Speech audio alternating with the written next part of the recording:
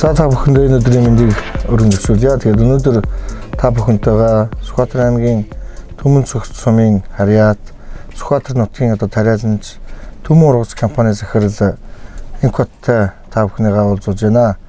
За сайхан аварж байна уу? Сайхан. Одоо хаврын их ажлын цаг хугацаа байх тийм ээ.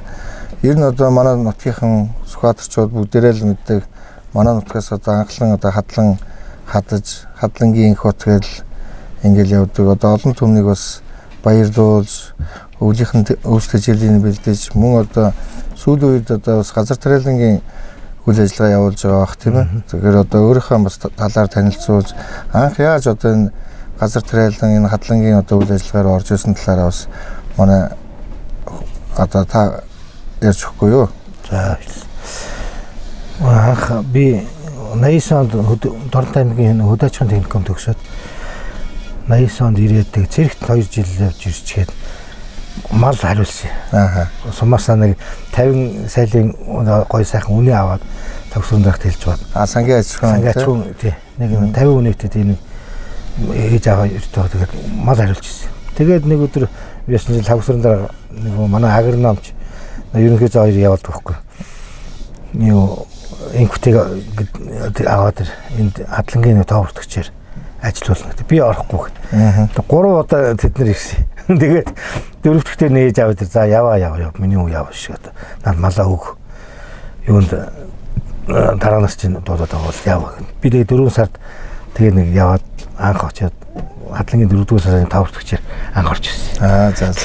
Тэгээд тоовртогчээр 1 жил ажиллаа. Дараа нь хадлагын салаан дээр ажиллаа. Тэгээд тасралтгүй би чинь сангийн аж ахуйн нэгдсэн байгууллагын дараа ажиллаж байгаа. Тэгээд хадлан тариа авахсан бригадын дараагаар ажиллаж байгаа.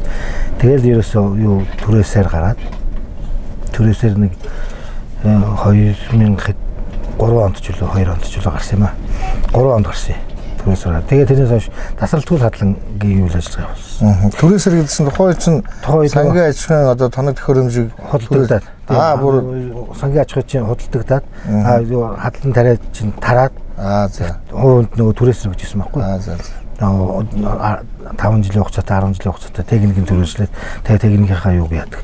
Шимтгэлийг сумд өгдөг тийм компанид өгдөг тийм юугаар түрээшилж ирсэн. Тэгээд би түрээсээр Сүхбаатар аймагт баг хадлан гарахгүй байхад л ер нь тасралтгүй юу ажилласан доо манайхан. Тийм баг. Ер нь баг сангийн аж ахуй тараагүй байх социализмын үед хадлагын тоовртогчээр очиод тэгэл тэрнээс хойш ер нь тэгээд сангийн аж ахуй тараад бүх юм зах зээл шилжсэний дараа ингээд яг тасралтгүй өнөөдөр хүртэл явж байгаа юм байна шүү дээ тийм ээ. Тасралтгүй явж байгаа. Яг л үндсэн манай хүмүүс чинь надтай зүг бас тасралтгүй явж байгаа 10-аад гэр бүл. Одоо нэг 4-5 гэр бүл нь бас надтай цуг байж л байна. Тэр хүмүүс чи хөгшрөөд зарим тэтгэвртэй гарчиж байна. Эхнээсээ тэтгэвртэй энэ төр гараад явж байгаа. Бид нар чи яг нэг цуг явцсан хүмүүс. Тийм ээ. Олон жил цуг явцсан хүмүүс. Ер нь хадлагын асуудал маань бас нэлээд хүндэрч байх шиг байна. Ер нь хаасайгүй ургас багтай байна. Хуучин цагт бол ингээл эргэн тойрон хадлан байдаг гэсэн. Нэг ялангуяа Түмэн за энэ Сүхбаатар сумын нутаг Мөнхан бол хадлагын бүс нутаг байлаа. Энэ энэ жилийн хувьд бол энэ намрын энэ нутгаас хадлаа авна гэдэг бол бас баг байхгүйтэй адилхан харагдаж байгаа шиг юм уу? Дэлхийн дулаар нөлөөлж байгаа шиг байна. За мөн энэ огтны тархалт бас ихтэй байна. За бас нөгөө хуучин гарсан төмрийн дахиж сэргэж чадахгүй байна. Энэ зодоггүй болцсон байна шүү дээ, тийм ээ. Энэ хадлангаа өнгөрсөн жил хаана хадав? Энэ хадлагын ирээдүй юу яаж харагдж байна? Ер нь бол яг үндсэндээ хадлагын хадах өвс муудаг гол шалтгаанууд гэдэг айлчлаа л дээ. Тэр 15 онд манайх сумын бараг 70% шатсан. Тэр бас их нөлөөлсөн. Манайх чинь нэг үе бол дуртай газар очиж татдаг гэсэн. Тийм баг. Ерөөсөө л бараг нөгөө айл явуулжнээс нь 2-3 км ч хаач татчихдаг байсан шүү. Тэгээд сүүлийн үед нөгөө дэлхийн дулаар тэр гол шалтгаануудын тав ярьчлаа. Тийм учраас бол сүүлийн үед бол энэ бид нар бол хадланг бол үнэн хүнд байна. Бус сумны нутагт очиж чадна.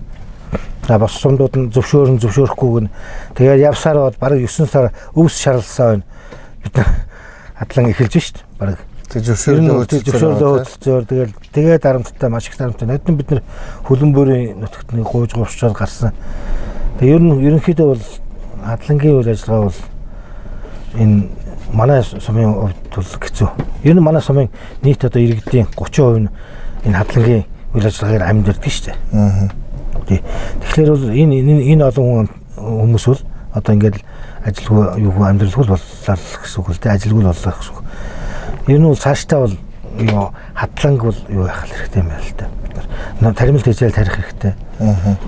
Тэгээд аймаг сум нь бас тодорхой хэмжээгээр энэ сумаар нутагтаа нэлээд одоо дотн харьцаж хадлангаа яах вэ их үү ярилцаж тийм ээ. Одоо энэ хаана аймаг нь одоо тэр бусад аймагуудтай Доронтой аймагтай ч юм уу Энтийн аймагтай ч юм уу гэрээ хийгээд аймаг сум дундын гэрээ хийгээд зохицуултыг хийж өгөх юм бол өгөөд юу гарах юм бол бид нар бас тодорхой хэмжээгээр ер нь бол ингээ манай 60-70 сая малтай гэж хадлан бол байхгүй болно гэж байхгүй байх л та. Тэгэхээр хадлан байна гэхлээр өвс байхгүй болчихж байгаа. Тэгэхээр бол эсэм дээр одоо бол үнэхээр хадлангийн үйл ажиллагаа бол зогсонгүй байдалд орж. Тэгээ одоо Монгол улсын одоо ер нь яг мал аж ахуй бол хамгийн одоо хүртээмжтэй салбар байгаа. Тэгээд дээрэс нь Сүхбаатар аймгийн хувьд бол ер нь манайх чинь одоо гол нь одоо мал аж ахуйд суурилсан ийм эдийн засгийн аймаг шүү дээ.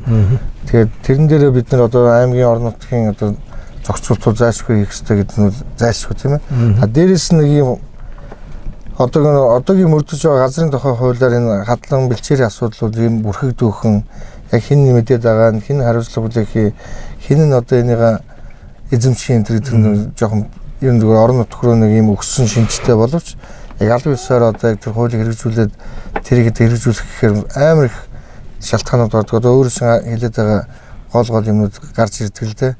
Аймаг орон нутгийн ер нь хадлан хаддах одоо энэ газар тариалан дээр энэ бүс нутгийн тийм дэмжлэгүүд гэж юу байна? Зөвхөн одоо Монгол улсын хэмжээнд хийгддэг нэг урамшууллын асуудлууд, техникийн асуудлууд гэж байдаг л да. Газар тариалангийн үйл ажиллагаанууд чинь ямархуу шатанд явж байна, ямар одоо тармилуудыг тарьж байна. Тэгээ эхлээд хадлангийн талаар л ярьчих л да. Хадлан бол ерөөсөө аймаг орон нутгаас дэмжлэг гэсэн юм бол байхгүй л дээ. Ер нь бол зүгээр аймагаас бид нар юу хүсэж байна вэ гэхээр ерөөсөө энэ зохицуултын сайн юу хийгээд өгч. Одоо хадлан одоо энэ төм зогтж ин тэдэн хадлангийн салаатай тэр нь одоо тэр аймгийн тэр сумд юу тэгж гэрээ хийгээд гарах хэрэгтэй гэсэн тийм зохицуултыг зүгээр орон дээрэс нь одоо Мөнхаан сум гэхтэл асар том газар нутгтай шүү дээ. Тэрний тодорхой хэмжээний одоо газар нутгийг хадлангийн бүр зориулалтаар болгоод өнжөөгөө тийм ээ мал оруулахгүй хадлангийн зориулалтаар болгоод ингээд зохион байгуулалтыг аймаг хийж чадах юм бол бас тодорхой хэмжээгээр энэ манай аймгийн чинь мал өвс хэрэгтэй шүү дээ. Гарцаа байхгүй өвс хэрэгтэй. Нэг ялангуяа одоо тэрнээс бид нар бол тэр одоо аймагаас бол одоо өнгөрсөн 4 жилд л энэ манай аймгийн удирдлагууд бол энэ хадлангийн талаар нэгч тийм одоо бид нартай дотн юу яаж гэрээ контракт хийж яах вэ их үү одоо ямар байна гэд санал бодол гаргасан юм юу сонссон юм ширхэгч юм байхгүй. Зүгээр бид нар бол бор зүрхээрээ л явж байгаа. Өнөөдөр бол хадлангийнхан бол яг нэг тэгээд энд тугдаал хог болоод явж байгаа байхгүй бид нар чи. Газар тариалангийн хувьд бол яах вэ? Газар тариалан манай төмцөгч сум чинь бол 4 бас том баригаатай аймгийнхаа хэмжээнд бол тодорхой хэмжээний газар тариалан хөгжих боломжтой газар. Өнөөдөр бас цаг уурын асуудал нэлээд хүнд байна л да. Дэлхийд бол дулаар л нөлөөлж байна. Тодорхой хэмжээгээр одоо 6 сараас эхэлж бороо ордог болсон байна. Яг нөгөө 5 сартаа нэг гоё ороод ингээд яг нөгөө чигээ аваад нөгөө өрн боловсроод ингээд гараад ирдэг тийм үе бараг л байхгүй болсон шүү дээ одоо. Тийм учраас манай аймагч бас яг манай сумын хувьд бол одоо юу тэр услалтын систем тавих бас боломж бас маруу тийм байхгүй боломжтой бараг байхгүй гэсэн. Гадрын ус тий газрын гүний ус бас энэ тэнд яг бэлэн биш. Дуртай газараа очиод юу хотоо гаргаад юу яачих одоо услалтын систем тавьчих тийм боломж бол бас хомс юм байна. Тийм учраас бол газар тариалангийн хувьд бол бас нэлээд том арга хэмжээ авч бас юу байхгүй бол манай сумын хэмжээнд бол тодорхой хэмжээний бид нар бол бага хэмжээгээр ингээд тариад ингээд юу яах эдийн засгийн боломж болчихж байгаа. Бид нэг үед бид нар чинь 3000 газар тарьж илаа, 1800 газар тарьж илаа. Маш их шатж ирсэн. Тэгэл одоо өнөөдөр зүгээр нэг 200-300 гадал үзчихэл. Үзэх хэмжээний юм л болчиход шүү дээ. Ер нь авьяас голцоо тарих гэдэг нь тийм. Энэ жил бол нэг жоохон арабс нэг би нэг 200 гаранга юу өрн шийсэн. Тэгээ тэрэн дээр арабс жоохон юу авьяас тарьд юм гээд. Тэгээд ногоон тэжээл бас дээр нэм тарина. Ер нь нэг 300-400 газар тарчих байх энэ жил. Гэж бодож байна. Гол нь цаг уурал мэднэ л дээ. Нэгдүгээрт нөгөө орон нутгатаа энэ одоо аж ахуй нэгж үү тийм үү? Яг орон нутгийн одоо хатлангийн баригуудад дэмжих. Тэгэхгүй одоо сүүлийн үед хараад байхад их хэмжээний том техниктэй сэлэнг дархан одоо Улаанбаатар Төв аймгийнхаа орж ирээд нэг хадлаа хадж байгаа харагдаад байгаа.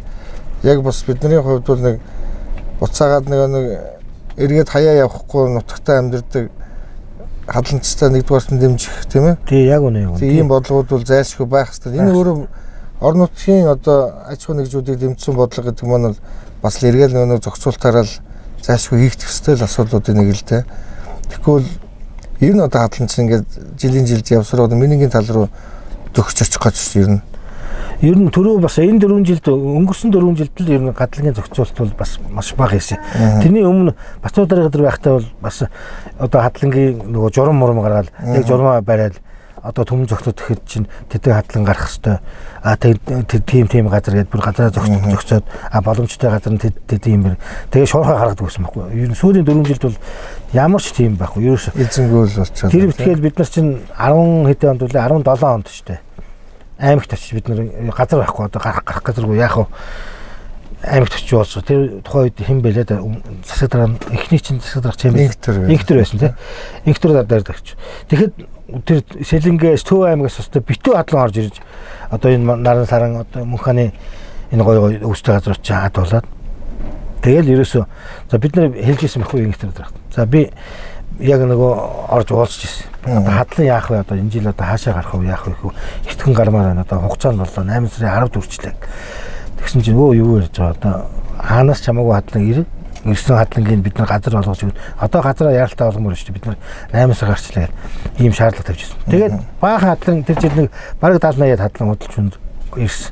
Тэгээд тэрнээс хойш их хэмжээний хадлан ирсэн. Хадлан ирэхдээ яасан гэхээр хадлан чи ерөөсөө яг нөгөө яг норм дөрмийн дагуу байх хэрэгтэй байхгүй юу?